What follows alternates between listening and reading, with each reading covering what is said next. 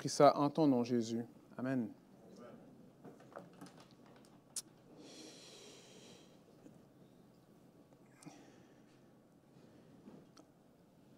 Qu'est-ce qu'on fait quand notre monde change complètement?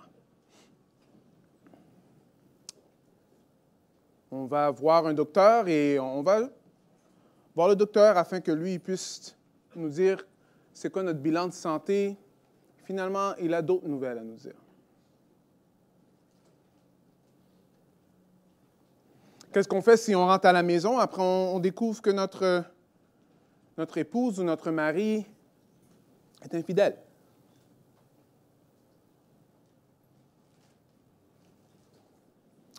Il y en a plusieurs quand on a des nouvelles de décès. Pour certains d'entre nous, c'est des pertes d'autonomie. Qu'est-ce qu'on fait quand notre monde change complètement? Comment qu'on reste fidèle à travers ces événements-là? Parce que quand ça va bien, c'est une chose. Mais quand ça va mal, on s'attache à quoi? Il y en a, c'est comme une nouvelle culture aussi. Comme on nous a dit, si vous venez ici au Canada, ça va être bien, tout va être beau, vous allez être riche. Vous arrivez ici, après dire, ouf, c'était pas exactement ça qu'on m'avait vendu. Right? Aujourd'hui, on va voir, on rentre dans une nouvelle série. C'est la série sur Daniel. C'est intéressant parce que Daniel, lui, c'est exactement ça qu'il a vécu. Un jour, il est à la maison. L'autre jour, le roi de Babylone rentre. Il ravage tout le pays. Il prend les meilleurs. Après là, il est dans une autre place. Une situation complètement différente. Séparé de sa famille. Dans une nouvelle culture complètement. Comment faire? Alors oui, beaucoup d'entre nous ne vont probablement pas vivre ce que Daniel a vécu. Par contre, l'idée d'être comme dans un désert, d'être en exil, ça veut dire d'être dans une place qui n'est pas familière.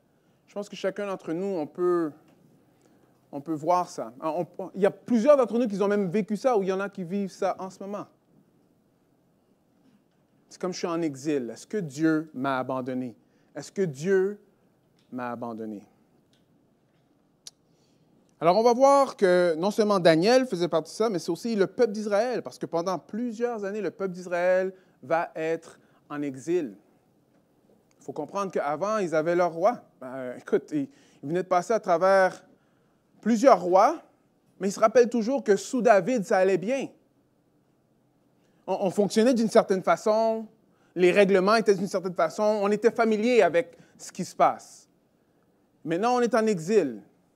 Ce n'est pas la même chose. Ce n'est pas la même façon de fonctionner. Si on est honnête, plusieurs d'entre nous, on vit ça même ici, sur la planète. Hey, écoute, il fut un temps.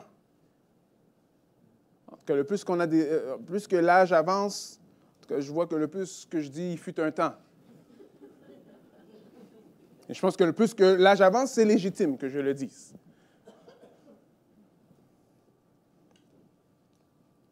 Quand tout s'écroule, Dieu n'a pas perdu le contrôle. Quand tout s'écoule, Dieu n'a pas, c'est le mot le plus important. Wow. Oui. Quand tout s'écroule, Dieu n'a pas perdu le contrôle. Dieu n'a pas perdu le contrôle. Même si souvent, nous, quand on regarde autour de nous, on ne voit pas comment que Dieu n'a pas perdu le contrôle.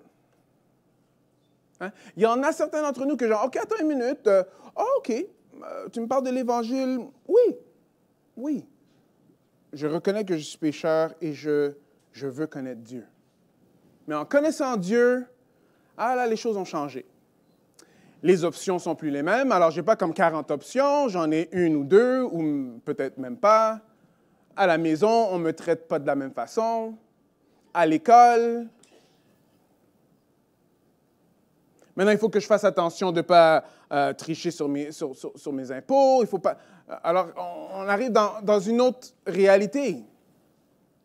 Alors là, on se pose la question.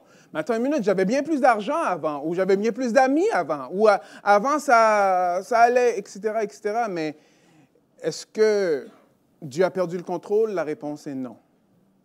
La réponse est non. Alors commençons, on va lire à travers le texte. Et je vais commenter au fur et à mesure. Alors, la troisième année du règne de Jéhoïakim, roi de Juda, Nabuchodonosor, roi de Babylone. Alors, il vient assiéger Jérusalem. Le Seigneur lui donna la victoire sur Jéhoïakim et lui livra une partie des objets du temple.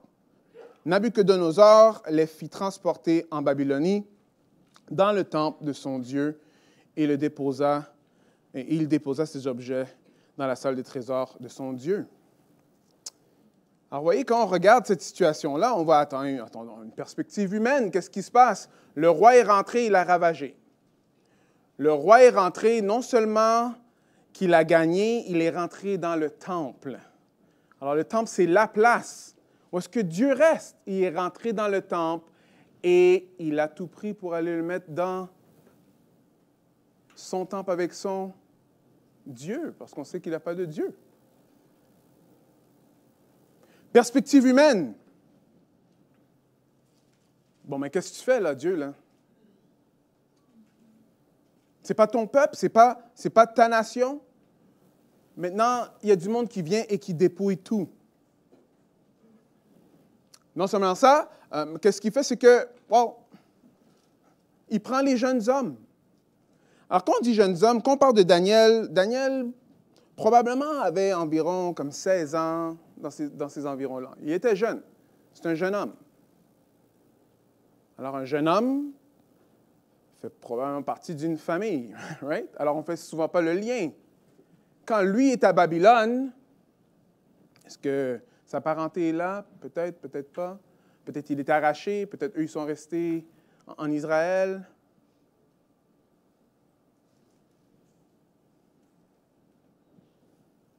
Jeune homme de 16 ans. Une petite parenthèse, parce que M. Begg, Alistair Begg, il a dit une affaire que j'avais trouvé vraiment intéressante. Il a dit, vous savez, parents, la réalité, c'est qu'un jour, nos enfants ne seront plus à la maison. Ils ne vont pas être arrachés nécessairement, mais un jour, ils seront arrachés du foyer familial. Quand on lit Daniel, on voit que Daniel fait des bons choix, n'est-ce pas? Mais on voit qu'il fait des bons choix. Pourquoi? Parce qu'il fait confiance à son Seigneur. La question, et je pense que c'est une question percutante pour moi en tant que parent et n'importe quel parent qui sont ici, et les futurs parents, mais est-ce qu'on a pris assez de temps pour leur montrer comment aller eux-mêmes puiser leur force? De celui qui est le seul qui peut donner la force, qui est Dieu lui-même.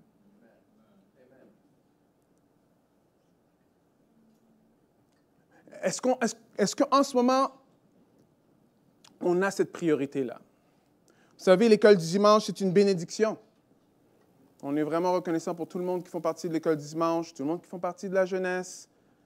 Vous savez quelque chose? Tous les efforts qu'ils peuvent faire en bas n'égalent pas la dédicace qu'un parent peut avoir à la maison de suivre le Seigneur. Parce que l'exemple, on peut le voir. Alors, je ferme la parenthèse, mais j'avais trouvé que c'était quand même un point qu'il fallait que je partage avec vous. Alors, ce qu'on voit ici, c'est qu'on voit que d'un point de vue humain, les choses ne fonctionnent pas. Par contre, quand on lit le texte, qu'est-ce qu'on voit? On voit quelque chose. Ça dit, le Seigneur lui donna la victoire.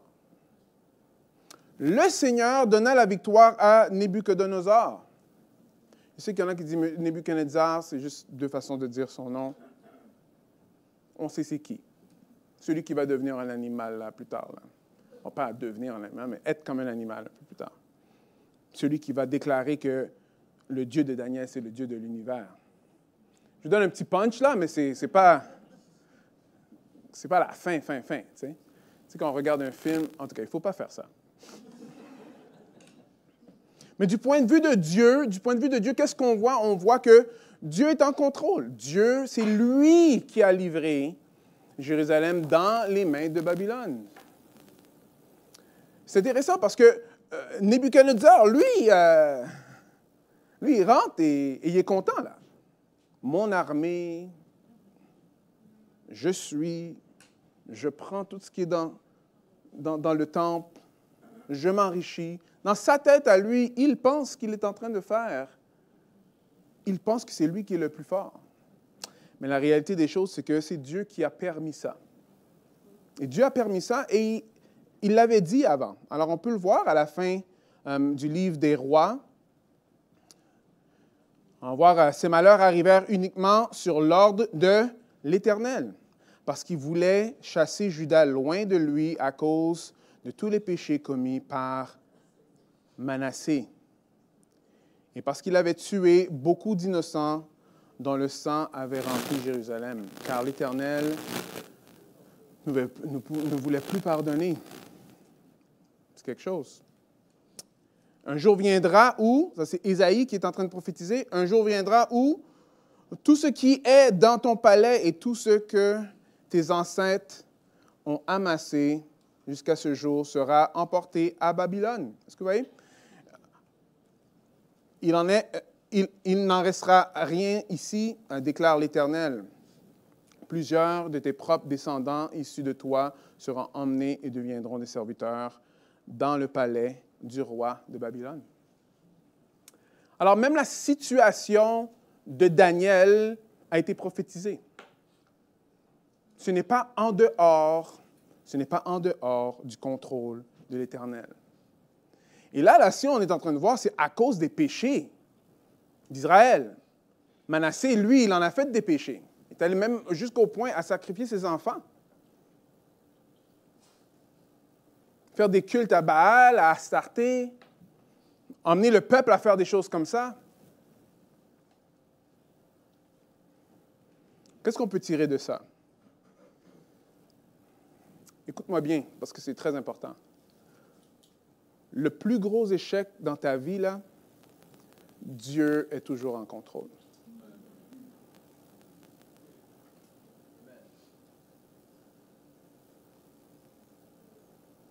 Parce que je sais qu'il y en a qui traînent un boulet très, très, très, très, très, très lourd. Mais ce n'est pas à toi de traîner ce boulet-là. C'est pour ça que Jésus-Christ est mort sur la croix. Israël, ce n'était pas une personne, ce n'est pas deux personnes qui étaient en train de leur dire d'arrêter. Ils ont continué, ils ont persévéré. On va voir que Dieu, lui, il reste fidèle à sa parole et il est toujours en contrôle. Il est toujours en contrôle.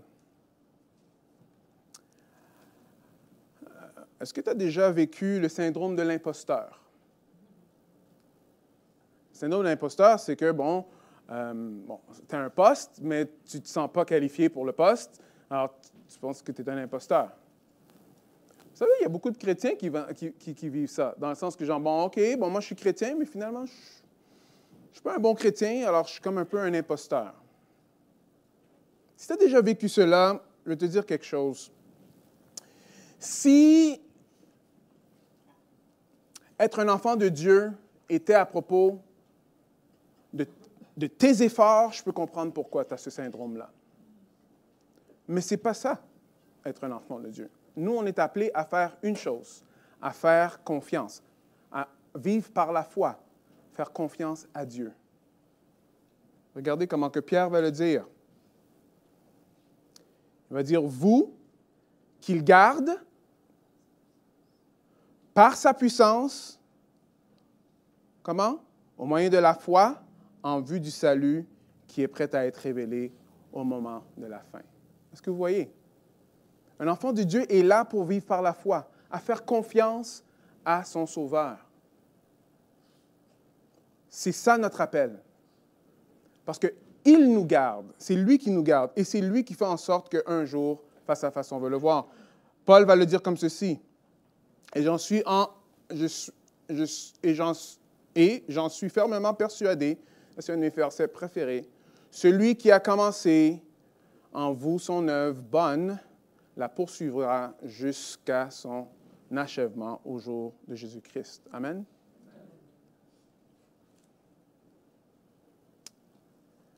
Alors, quand tout s'écroule, Dieu n'a pas perdu le contrôle.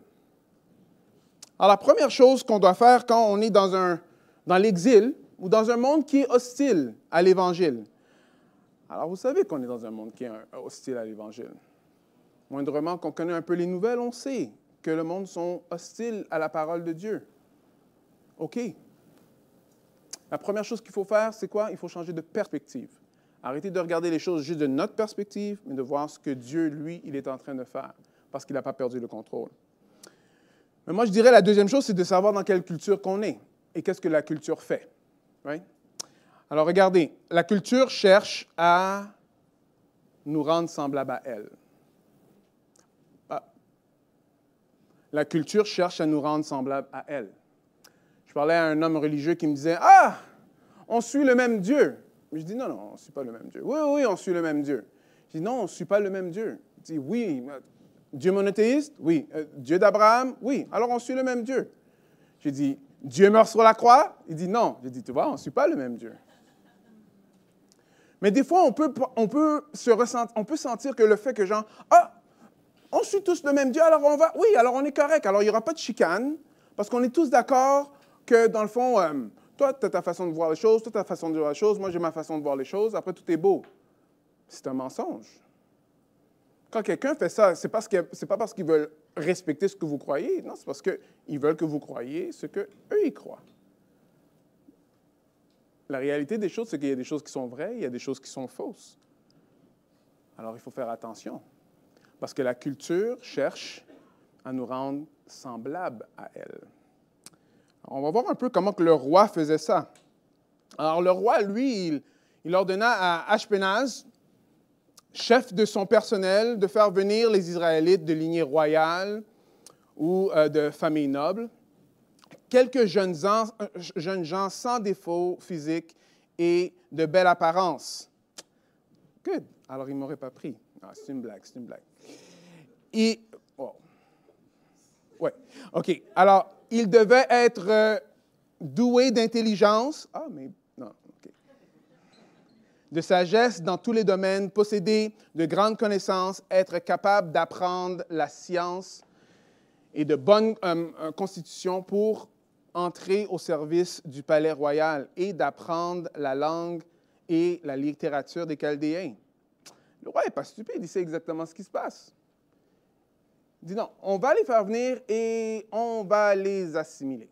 Yes. Ils vont apprendre à penser comme nous, ils vont apprendre à faire les choses comme nous. Alors voici ce qu'il prescrivit. Le roi leur prescrivit pour chaque jour une part de mets de la table royale et du vin dont il buvait lui-même. Leur formation devait durer 3 ans. Intéressant. Un bac, c'est 3 ans, right? Après quoi, ils entreraient au service personnel du roi. Parmi les Judéens, ils furent sélectionnés. Se trouvait qui? Daniel, Anania, Michaël et Azaria. Le chef du personnel leur attribuait de nouveaux noms. Oh! Il l'appela Daniel Belteshazzar, Anania Shadrach, Michaël Mishach et Azaria Abednego. Alors, le roi comprend ce qu'il est en train de faire. Il dit, non, OK, ce qu'on va faire en ce moment, c'est qu'on va prendre les plus intelligents, les plus doués, et eux, ils vont travailler pour moi. Ils vont aller apprendre ce que moi, je veux qu'ils apprennent. Ils vont apprendre la langue. Ils vont s'assimiler, quoi. Ils vont devenir comme nous. Est-ce que vous me suivez? Alors, ça, c'est rien de nouveau, parce que c'était ou bien qu'ils tuaient les captifs dans le temps, ou bien ils les assimilaient. Wow, OK. Mais vous voyez, c'est intéressant de voir comment ils font pour assimiler. Parce que la réalité des choses, frères et sœurs, c'est que la culture veut faire la même chose avec nous ici. Il voulait utiliser l'isolement. Alors, c'est pour ça qu'il prend les plus intelligents, il les emmène quelque part d'autre, isolés de leur culture. isolés de leur communauté, isolés de leur temple, de leur église. Et maintenant, tu vas faire comme nous, on veut que tu fasses. Rien de nouveau. Mais pensez-y un peu, parce que la culture veut nous assimiler, elle veut nous changer, elle veut qu'on soit comme elle. Il y a plusieurs choses aujourd'hui qui nous isolent et qui nous endoctrinent. Cette semaine, on parle beaucoup de ça. Mais c'est une chose, si tu passes beaucoup de temps dans les médias sociaux et que tu vois que tu commences à haïr le monde autour de toi, ils ont même une expression qui dit « va toucher le gazon dehors ». Go touch grass. Débranche-toi. Non, non, non, non, mais je suis en ligne, là, après il me répond. Mais je l'ai vu, Oui, OK, je sais que tu l'as vu. YouTube va te donner tout ce que tu veux voir, by the way. L'isolement. Après, on devient comme les autres. Il faut qu'on fasse attention à ça. Endoctrinement. Les enseigner leur langue, leur culture, leur façon de faire. Right?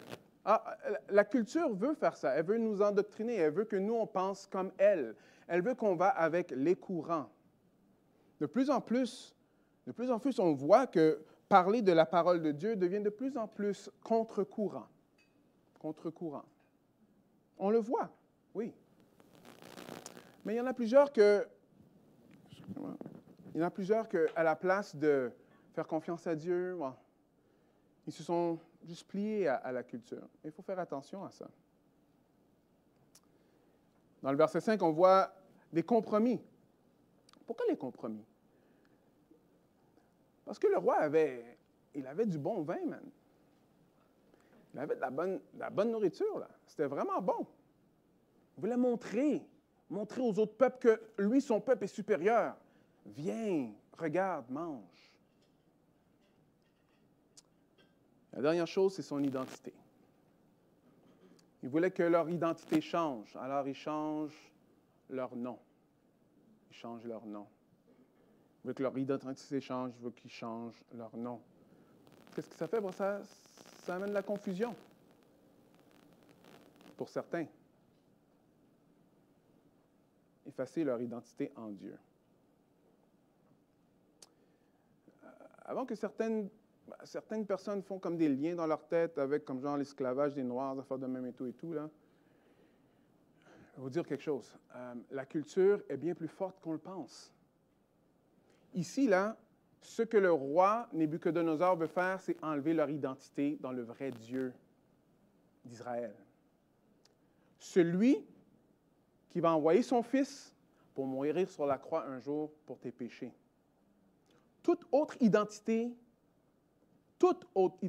doit passer en deuxième si c'est Christ que tu suis. Parce que la culture est bien plus forte qu'on le pense. Souvent, où est-ce que le bas blesse pour plusieurs, c'est à propos de leur culture terrestre. Ça doit toujours passer par-dessus. Non. Bon, pour un chrétien, ça passe en deuxième. Christ est celui qui prime. C'est lui qui nous donne un nouveau sang, right? C'est son sang à lui et qui rassemble un peuple en son nom. Alors, il faut savoir ce qui se passe. Alors, on voit que la culture veut nous assimiler. Bon. Alors, les chrétiens vont se poser la question, OK, alors comment qu'on vit dans une genre de culture comme ça? Qu'est-ce qu'on fait? Est-ce qu'on va être contre la culture? Est-ce qu'on va juste suivre la culture? Ou est-ce qu'on va essayer de transformer la culture? Alors, il y a des livres qui ont été écrits pour chacun d'entre ces choses-là. OK, être contre la culture. Ça veut dire que tout ce que la culture fait est toujours mauvaise. Non, non, non, non, non, non, non. OK. Ça peut être une façon de faire les choses. Ça va aussi donner ce fruit-là, parce qu'on va voir que tout ce qui est de la culture est toujours mauvais. Ou bien, bon, on va se laisser embarquer par la culture. Alors ça, on peut voir que ça peut donner des mauvais fruits. Souvent, on ne sait même pas si on est chrétien, si c'est ça le cas. Ou bien on va aller transformer la culture. Alors, on peut voir dans l'histoire de Daniel où est-ce qu'il a influencé le roi, right? Mais je vous propose ce matin que c'est ni un, ni l'autre, ni l'autre. C'est comme c'est un peu de tout. La sagesse que Dieu a donnée à Daniel est quand même très profonde. Parce qu'on voit, il y a un temps où est-ce que Daniel... Vous voyez, on a changé son nom. Ils n'ont pas rebellé. Il a dit, OK, je vais prendre un nouveau nom. OK, je vais travailler pour le roi. Mais il y a des temps où est-ce que... Ah, il me dit que je ne peux pas prier. Non, ça, je ne peux pas faire ça. Ah, tu me dis de me mettre à genoux devant un idole. Non, ça, je ne peux pas faire ça. Alors ça, on voit que genre, contre la culture. Est-ce que vous voyez? Et il y a d'autres fois où est-ce qu'on voit que Dieu les utilise pour transformer la culture. C'est un peu des trois. Ce n'est pas un ou l'autre. Faire attention à ça. Parce qu'il y a de la sagesse à voir comment que Daniel et comment ses amis sont en train de naviguer dans un monde qui n'est pas le leur. Pas le leur. Est-ce que vous saviez que Jérémie avait envoyé une lettre et il a dit ceci? Parce que ça allait être long. Ils allaient être là pendant longtemps. Après, il a dit ceci. Voici ce que déclare le Seigneur des armées célestes, Dieu d'Israël, à tous les exilés que j'ai fait déporter de Jérusalem à Babylone. OK, alors on parle de ce monde-là. Construisez des maisons et installez-vous. Plantez des jardins et mangez-en la production. Mariez-vous et ayez des enfants. Mariez vos fils et donnez vos filles en mariage et qu'elles aient des enfants. Multipliez-vous là-bas et ne laissez pas diminuer le nombre. Écoutez bien. Recherchez quoi? Le bien-être de la ville où je vous ai déporté. Et priez l'Éternel en sa faveur, car de son bien-être dépend le vôtre.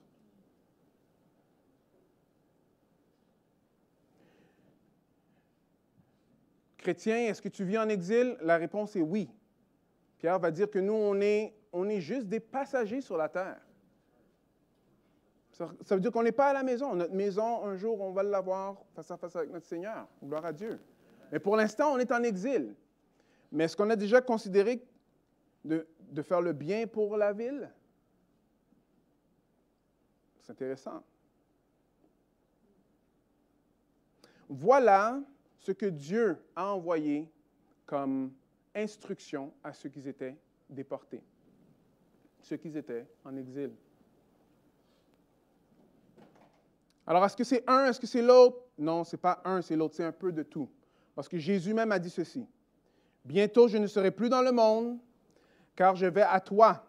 Mais eux, ils vont rester dans le monde. Père saint, garde-les par le pouvoir de ton nom, celui que tu m'as donné pour qu'ils soient comme nous le sommes. Après là, il va dire ceci dans verset 15. Je ne te demande pas de les retirer du monde, mais de les préserver du diable. Alors, frères et sœurs et amis, notre mandat, c'est quoi? Alors, c'est de faire confiance à notre Seigneur. On sait qu'on fait partie, on est dans le monde, mais on n'est pas du monde. Alors, on n'est pas le monde, mais on est dans le monde. Et Jésus, dans sa prière, il a dit, ne les enlève pas, mais préserve-les. Mais le monde, ça veut dire plusieurs choses. Ça veut dire qu'on vit dans un monde de péché. Oui. Ça veut dire qu'on vit avec des pécheurs autour de nous. Oui. Ça veut dire que nous, en tant que pécheurs qui essayons de suivre le Seigneur, on est parmi d'autres personnes. Oui. Oui. Il y a des philosophies qui vont venir. Il faut faire attention. Jésus prie de nous préserver du diable. Tout ce que ça prend, préserve-nous du diable. C'est une perspective, right? C'est intéressant. Alors, on est en train de voir non seulement il faut voir la perspective de Dieu, que Dieu est en contrôle. Maintenant, qu'est-ce qu'on est en train de voir? On est en train de voir, mais attendez une minute, OK? On sait comment que le monde est et qu'on est supposé d'être dedans. Alors maintenant, comment qu'on fait? Comment qu'on fait pour naviguer Alors, on va lire quelques versets. On va aller dans le verset 8. Alors, Daniel prit dans son cœur la résolution de ne pas se rendre impur en consommant les mets du roi, en buvant de son vin. Il supplia le chef du personnel de ne pas l'obliger à se rendre impur. Et Dieu lui accordait la faveur du chef du personnel et lui fit trouver en lui quelqu'un de compréhensif. Mais celui-ci dit à Daniel, « Je crains, mon Seigneur, le roi, je crains, mon Seigneur le roi qui a prescrit ce que vous devez manger et boire.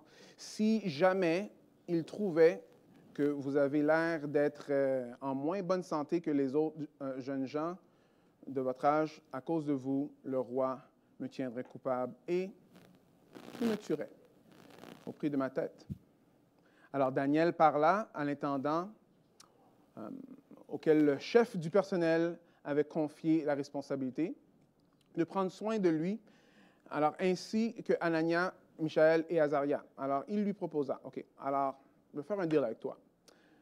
Fais, je te prie, un essai avec nous, tes serviteurs, pendant 10 jours. Alors, qu'on nous serve seulement des légumes à manger et de l'eau à boire. Ensuite, tu compareras nos mines avec celles des jeunes gens qui mangent les mets du roi. Après cela, tu décideras d'agir envers nous selon ce que tu auras constaté. » Après, l'intendant accepta la proposition et fit un essai pendant 10 jours. Ici, là, ça va être très intéressant parce que ce texte, plusieurs le traduisent. Tu sais, il y a beaucoup de diètes. Beaucoup de diètes qui ont été créées à cause de ce verset-là. Beaucoup de diètes. Et je vais vous proposer que, je pense que c'est parce qu'on l'a un peu mal lu. On l'a un peu mal lu. Cette section ici, là, c'est la fidélité du cœur d'un chrétien. C'est ça qui attire la faveur de Dieu. La fidélité d'un cœur d'un chrétien, c'est ça qui attire la faveur de Dieu. Alors, comment qu'on fait pour naviguer? Bon, c'est que notre cœur doit rester fidèle à Dieu. Et Dieu, lui, va ouvrir les portes en notre faveur. Notre cœur reste fidèle à Dieu et Dieu ouvre les portes en notre faveur. Alors, il y en a qui pensent que, les légumes, c'est à cause de la loi, les lois juives d'alimentation. Mais, vous savez, OK, peut-être les légumes qui étaient sacrifiés à des idoles, mais la réalité des choses, c'est que le vin n'est pas interdit. Alors, si le vin n'est pas interdit, pourquoi est-ce que Daniel, lui, décide de ne pas prendre de vin? Est-ce que c'est à cause des lois d'alimentation? Je ne suis pas sûr que c'est ça. Et même l'idée de manger de la nourriture qui est sacrifiée aux idoles. Il y a un petit problème avec ça. C'est parce que ce n'est pas seulement les viandes qui sont sacrifiées. Ce n'est pas seulement les viandes, c'est même les légumes aussi. Et Daniel n'a pas dit non aux légumes. Alors, ça devient un peu compliqué. Non, mais est-ce que Daniel voulait juste être végétarien, dans le fond? That's it. Lui, vegan, c'est le premier vegan. La réponse est, c'est compliqué. Non, ce n'est pas compliqué. La réponse est non. Pourquoi? Parce que plus tard, dans Daniel 10, il va dire ceci. Ça, c'est de ses mots. « En ce jour-là, moi, Daniel, je fus plongé dans le deuil durant 3 semaines. Alors, je ne toucherai aucun aliment délicat. Je ne pris ni viande, ni vin, et je ne me frottais aucune huile parfumée pendant ces 3 semaines. » Alors lui, il prend un temps pendant 3 semaines pour ne plus faire ces choses-là. Ça veut dire qu'il faisait ces choses-là. Il mangeait de la viande. Alors, ce n'est pas qu'il veut juste être vegan, ce n'est pas ça qui est en train de se passer. Amos va dire ceci, toi-même tu mourras sur une terre impure. Alors, ce n'était pas juste qu'ils étaient dans une terre impure, la terre au complet était impure. L'eau, les légumes. C'était ça un pays qui n'était pas celui de Dieu. Alors non, je ne pense pas que c'est ça. Alors je vais vous lire un peu ce que M. Langman a dit et je pense qu'il l'a bien dit. Alors, leur esprit, autant que leur corps, sont nourris par la cour babylonienne. Right? Ils sont enseignés et ils sont nourris. S'ils prospèrent, à qui devrait-il attribuer le développement de leur succès? Aux Babyloniens? Cependant, en refusant de manger la nourriture du roi, ils savent que ce n'est pas le roi qui est responsable du fait qu'ils avaient meilleure mine et plus d'embonpoint, mais ils savent que ça vient directement de Dieu. Et qu'est-ce qui m'a convaincu sur ça? C'est parce que vous savez que le roi, lui, quand il est en train de dire « Wow, regardez ces jeunes hommes-là », lui, il n'a aucune idée qu'eux, ils sont juste en train de manger des légumes. Ils ne l'ont pas fait pour que tout le monde sache. Il y en avait 5 qui savaient. Les 4 avec le serviteur du roi. Ce n'était pas quelque chose qu'ils ont fait publiquement. C'est quelque chose qu'ils ont fait en privé. La fidélité de cœur attire la faveur de Dieu. Frères et sœurs, les plus grandes victoires, là, ça commence par des victoires qui sont en secret. Il faut qu'on passe par ici avant qu'on arrive à la fosse au lion. Il faut qu'on passe par ici avant qu'on arrive à la fournaise ardente. Parce qu'on voit Daniel, on dit « Ah oui, la fosse au lion, il a dit non, ok, c'est bien. » Mais s'il n'était pas en secret, en train de faire confiance à Dieu, ce n'est pas vrai qu'il va le faire en public. Comment qu'on navigue quand on est dans une nouvelle terre? C'est que dans nos cœurs, il faut résoudre dans notre cœur de faire confiance à Dieu, même s'il y en a qui ne nous voient pas. Est-ce que vous me suivez? Il y a un pasteur, M. Moody, qui disait, si vous voulez savoir votre spiritualité, regardez comment vous êtes quand il n'y a personne qui vous regarde. C'est là que le bas blesse. Pas quand tout le monde nous regarde. Pas quand je suis en avant en train de parler. Ah, il prêche la Bible, ah, great. Non, non, non, quand je suis seul. Quand il n'y a personne qui me regarde. Quand je suis seul sur l'Internet. C'est là que le bas blesse. C'est dans les petites décisions privées que Dieu, lui, il accorde sa faveur dans les décisions qui sont publiques. Pensez-y, c'est le même principe. C'est où ça commence à être honnête au travail? Ben, ça commence à être honnête à l'école. Si quand la personne à côté de toi, tu sais, son examen est un peu, tu sais, tu peux le voir, genre, tu sais. Alors, tu as le choix. Tu as le choix. Tu peux regarder ou tu peux ne pas regarder, n'est-ce pas? Mais si tu regardes, pense pas que quand tu vas être au travail, tu auras la chance d'avoir un autre extra 5-15 minutes que tu ne le prendras pas. Les petites décisions, les décisions en secret, well, ils ont des impacts publics. Les messages, je ne sais pas, maintenant, là, ce que vous faites sur Internet, des fois, je ne comprends pas, parce que des fois, je vois ce qu'on met sur Internet, je dis, wow, OK, c'est quand même assez privé, là, mais faites attention, parce que dans ce que vous faites en privé, ça reflète un peu ce que vous êtes en public. Vous avez le choix. Et souvent, c'est un choix qui est entre vous et Dieu. Vous et Dieu. Alors, qu'est-ce qu'on voit ce que Dieu fait? C'est que quand Daniel, lui, il a fait confiance, il a fait quoi? Ça dit ici, Dieu lui accorda la faveur du chef personnel. Il accorda la faveur du chef personnel. Alors, on va passer au dernier point.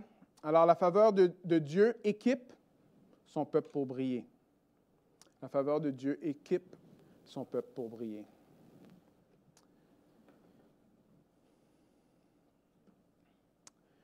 Et au bout de ces 10 jours, il était manifeste qu'ils avaient meilleure mine et qu'ils étaient en meilleure forme physique que tous les jeunes gens qui mangeaient les mets du roi. J'ai vu que j'ai pas... Ah oui, ils sont là. OK. Non, c'est pas le bon. On va arriver à ça après. OK. Alors, dès lors, l'intendant mit de côté les mets et le vin qui leur étaient destinés et leur fit servir seulement les légumes. Alors, Dieu accorda, encore une fois, Dieu accorda à ces 4 jeunes gens le savoir, la compréhension de toute la littérature et de la sagesse. De plus, Daniel savait interpréter toutes les visions et tous les rêves. Dans le chapitre 1, si vous passez à travers, et je vous encourage grandement de passer à travers, on va être dans Daniel jusqu'à décembre. Alors, passez à travers Daniel, c'est juste 11 chapitres. C'est vrai qu'après chapitre 6, OK, ça va un peu brasser parce qu'il y aura beaucoup de rêves, mais c'est correct. OK, c'est un peu comme lire Apocalypse. OK? Et on va passer à travers pour savoir c'est quoi. Mais dans le chapitre 1, on va voir que Dieu a fait 3 choses. OK? On voit que Dieu, lui, il a donné la victoire au roi Nebuchadnezzar. Il a accordé la faveur du chef et ici, il accorda aux 4 jeunes la sagesse et la compréhension de toute la littérature. Alors, quand on pense que nos situations autour de nous, Dieu a perdu le contrôle, il n'a pas perdu le contrôle. Il a un plan pour nous, même si ça n'a pas de l'air de ce que nous, on pense que c'est. Lui, il a un plan. Il nous demande de le faire confiance.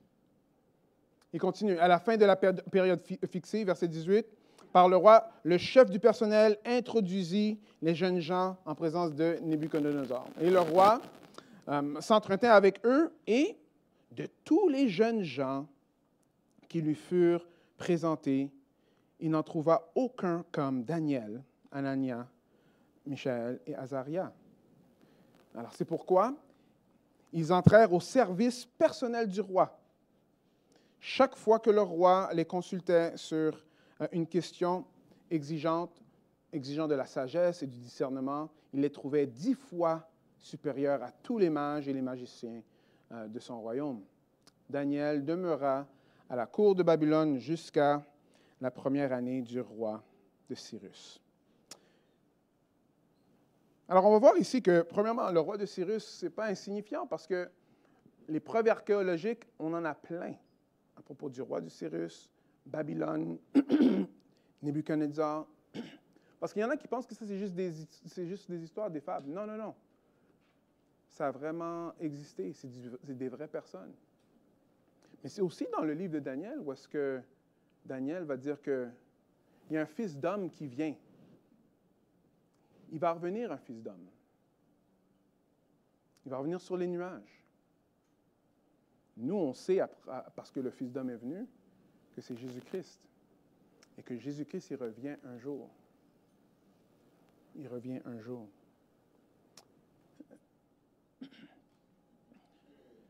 Alors, comment naviguer dans un peuple, dans un peuple qui est hostile à l'Évangile? Comment naviguer quand on est en exil? Il faut faire confiance au Seigneur. Puiser sa force dans lui. La seule façon de faire. Regardez, 2 athlètes, ils s'entraînent, right? Après, ils s'entraînent régulièrement, mais il y en a un qui est toujours un peu en train de tricher. Tu sais? Un peu en train de tricher, il manque des jours, affaires de même et tout. Après là, vient la course. Vous savez, c'est seulement quand ils sont dans la course qu'on va voir c'est qui n'a pas triché en privé. Est-ce que vous me suivez? La réalité des choses, c'est que nous, on est dans la course. On est dans la course. Et on a besoin de résoudre dans notre cœur qu'on va s'attacher à celui qui peut nous faire passer à travers n'importe quelle situation. Jésus peut te faire passer à travers n'importe quelle situation. Il est en contrôle. Il n'a pas perdu le contrôle de la situation. Je ne sais pas, c'est possible, c'est très possible que tu penses que tu es à un point de non-retour ou que Dieu t'a juste carrément abandonné. Ça, ce n'est pas la voie du Père dans les cieux. c'est la voix du Père qui va aller un jour en enfer. Son nom, c'est Satan, le maître des mensonges. Il veut juste nous décourager. Dieu n'a pas perdu le contrôle. N'a pas perdu le contrôle.